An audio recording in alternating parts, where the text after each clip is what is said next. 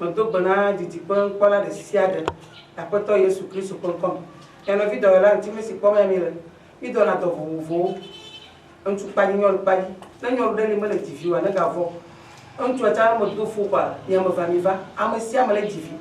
Na mare mo ko tifi wa amoro to achona amoro to mo chona ngba chijo. Na va pratique na mo ko le fofu wa na invire Olivier Jati. Ko le fofu le tifi. O mo ya na me amo wova.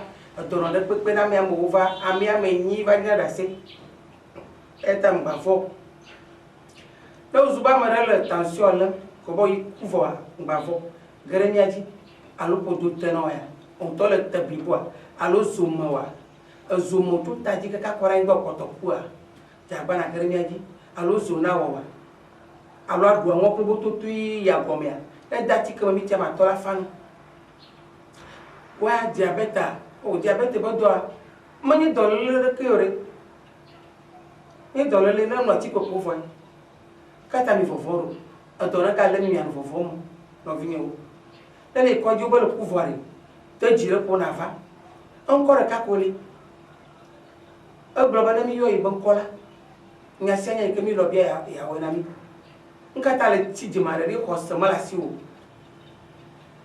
Le ko no vio de la ti me si le bia va ko ndesi dio. Que le va pratique au bas trop plus content à voir. Amoyo que trop appelé à ton volant. Voilà le tu n'es pas plein de cas plus d'oie à vol. Car comme vont euro, elle est si mal que la potiabi. On veut zam. Yako, on que pour le potiabi à matin, quoi bien fa non. Car bien fa. Ou trop mon gars potiu. Zam la baboy. Oh la mi ba mon cas, nous vont la novigno. Amo beaucoup quoi bien la série. Dit l'autre John. Cosse, non merci. Amoyo que cosse le aussi.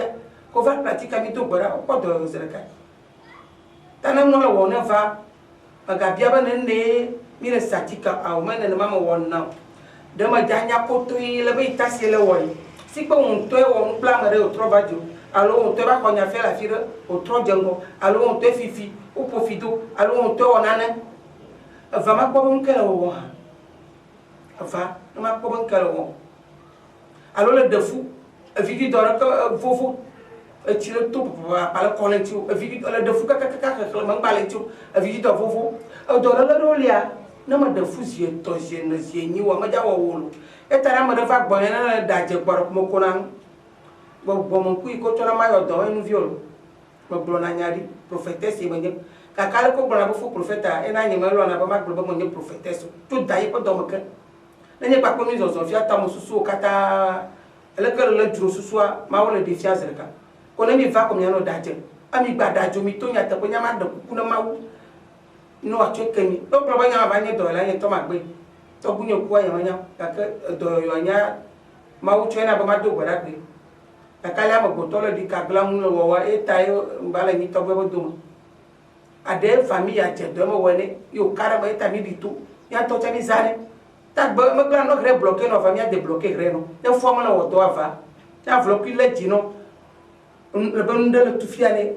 a bloquer la do ka mo to kano fi a wona torfi a bloquer wona torre diji la wo to ron tu bon no la ko se bana ernie i traité amia ni a bloquer ti kamina ernie ba ti ko do ko tro ko a bloquer ernie mo toy e ka wona biribiria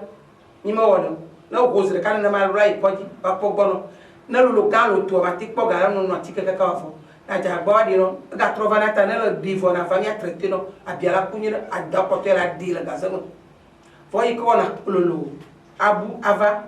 alo no du emitana kokwa emire gaze do mono wa mai ka live vi ro kwa yama kokko emire ali tu mana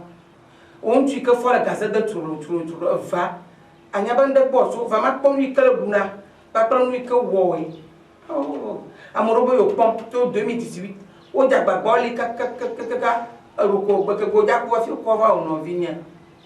la do mo ko to tu ami mo woni na mo ko to tire yana dati kamala nya gomi tema to fanana wana mo ngora no zabu wa no vota yana ba mo mi woni do ko ba mo va dana jiu tana mo ko to tu na dati kala nya gona mi dati kamana fano wa 5 minutes ala na inka ko toyo ko we ka fi ato aju maga no fo tana jagba na kere to la anti mesiji koko mira dun tino panyaya nkele wo tension diabète domo fo na kaba tension ko diabète kple ulcère fo na kaba cancer anoti que 2 mois demi cancer la vono les grès bloqué no va bien débloquer les vidéos d'organes alors le paralysé tia ingba va mia weno na ma le koju no fia o bo do ma ka ti do ta no choju ya ko ba to boy ma ko na brade amo ko so mo no to dulu ko so ba no da ma mo wori o ma ko mo jojo re kala me o ko so ba na re azaka mo na ba delu le ko ki ka ma bele ta na nu re ga fa ha mi manyana na mi kala won na va na ma ko no kwa le ko to ta ba na gre do la ti mesiji mi la pharmacie bossi ma ko ba ngato la yo 1090 13 49 22 90 13 49 22 numéro le crédit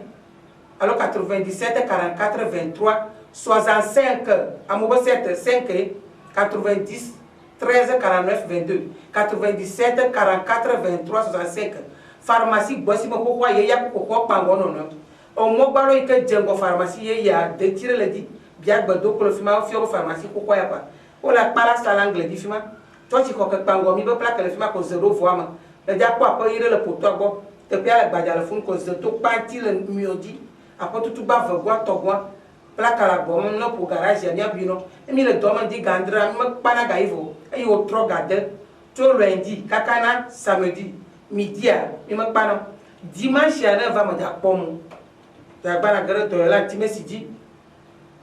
amu kala wo fua ma le wo to no wa avlo ki ba wa to refia alo mi kudo soro mi le diviwa e me le diviwa ba vore un tua manière wo ya ka va traiter vo ba isro na divima plevo fo le manière wo me ya va me ya bo nem le wo nyo la cha evana un tua ma fo o bo e mi ato ko nya cha ti bi lo mpela ida ba mi agare dinero e mi le do ibo ama ya yo ple o jijo vi fe ke nye ple no la kulo ama de nye ple mi to ko le kare ke ba rosi dare o to ta klara igba o busire ta gumone o bono to gave no odoa ama kpoga o ko ba mi no ko le kakwa ke mo to atika rure ayo no atika ba bua o busa ko wululi yibo to le to mane ko ni a ko do yo no vinye no odo na ma de ma le chawa atika li no mi la chawo egbe ko on sian la ingba dilo egbe ko cho on sian na re bloqué no o le club mu no fo kamala siwa va no article na paralysé va no article na nture bojo magala wo no chi zutogbi magala do fu alon tianga su bono na wo no ko tajila one la mala bane asila rene alo sitilo on to dari e ko ntuma na no badile tireka oh alo ko ma digbere egbeli wa no kaka wa site egbeli na kuchi kore zaman le panga sia kam lafo egbeli wa no kwa wa chite ko foi oh ko biar ko bloba gamale kaka ba sare kai adola ba tere nyaji adola le nan kele chiredi vona do zer kale traité ko avona fo mi do pona ande yo va ko ndezi na nyaji ma da wi kazi na nyaji jo na Yesu Kristo ko ko ba nya va kaba nya ko do yo kaba e nya no be vire mi kukuga ka kama do mi no ku primature o mi yone ho na ma de fofo jivia e ko via o le tiandra eji o le tia sek eji oku o ba nyolo ya ma le video mo na jivia ku na ntu o ba le via mo do so na fofu ofuachi ela o me na no atika na de via mo poku a ado so la do ka ka do video dom o yi na mo do fi mo na o chila o alo amade aji fi ko ba amono mo to o dara o na mo na via to fo ko imediat na tiko imediat da sintio ona le mia wo ko amono la te to gbenye wole emi le papa na divida mo vo modana sia manjo vo amono kana tana mi da ba ya dere do la ti ti si de ko do ateze pe alo bu fruit do chale alo forme le wo do na vlo ki va le bu ne tijino manye gbo keke le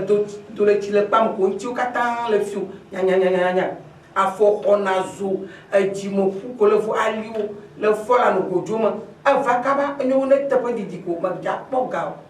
e do tepe didire so na ngone dada alo le paralysé pilboti aniba jaraba na grenia di zona le wawa ernia mo globa mo toy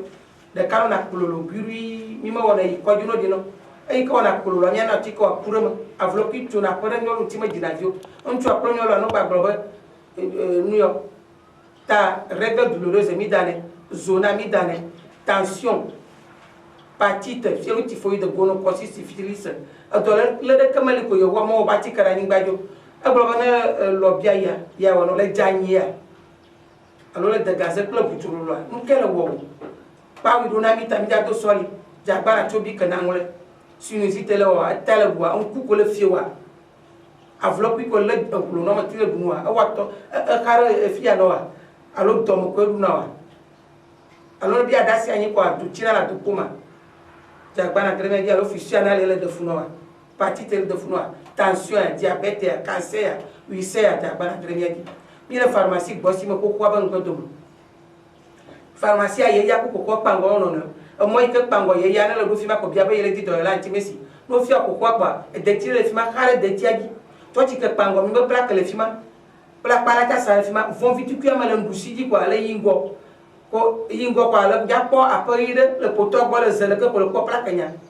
ko le kla ko tutu ba va to kwa garage a le pu ko mi bino amoro ga runa fi ma ga ko bo mo ko chocho vola le ko plaque nya vo be mo ko chocho vo ngla ntimesi redi consultation 500 mi non a domo kosragbo to samedi mi to lundi vai samedi mi non a domo to ndi gadre outro gadre mi ma pala ga ivo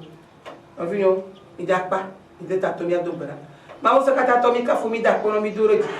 ya no video la ti mesi poma ya mi pa pa vo mi ma pala pala to yowa o to di no ra de sia de dasino o do po ya kata la sioma technicien no kata la sioma akoto vomu amasia ma kesi gamal o to yo done amai kesi gala